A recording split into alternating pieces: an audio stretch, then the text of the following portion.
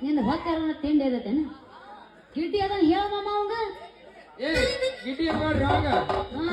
ಮಾಮ ಗುರುತಾನ ಮಾಮ ಅದಾರಲ್ಲ ಬಾಜು ಏ ತಿಂಡೆ ನಿಂದು